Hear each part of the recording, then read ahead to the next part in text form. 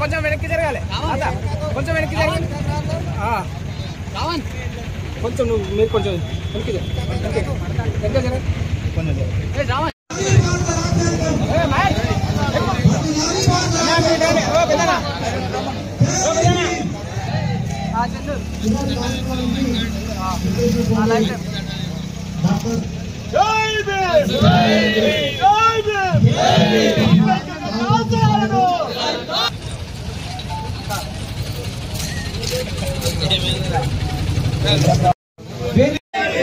జై భీమ్.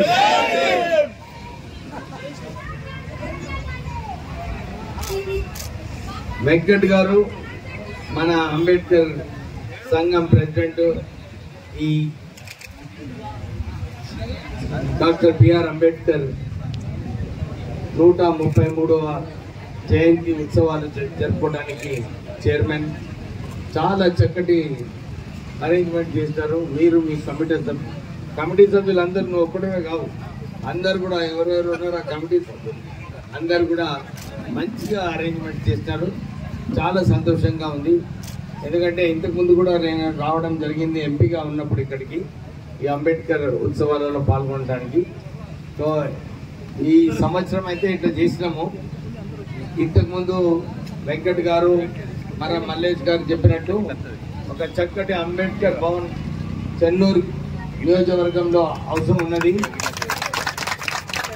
నేను ఎమ్మెల్యేగా ఎక్కడో నిధుల నుంచి, మన ఎమ్మెల్యే నిధుల నుంచి ఒక మంచి అంబేద్కర్ భవన్ మీరందరూ కూడా మంచిగా ఉపయోగించుకోవాలి, వాడుకోవాలి అంబేద్కర్ భవన్. నేను ఒక సంవత్సరం లోపలనే మన చెన్నూరులో కట్టించడానికి ప్రయత్నం చేస్తాను. ఒక నెల ఇక్కడక్కడ అయినా కానీ మళ్ళీ మీరు నాకు వచ్చే అంబేద్కర్ జయంతి సెలబ్రేషన్ చిట్టగండి విన్నారా? బాగా చెప్పాడు. ఏమని అన్నాడంటే డాక్టర్ బిఆర్ అంబేద్కర్ గారు మనందరినీ దళితులకు మంచిగా చదువుకోవాలని చెప్పినారు.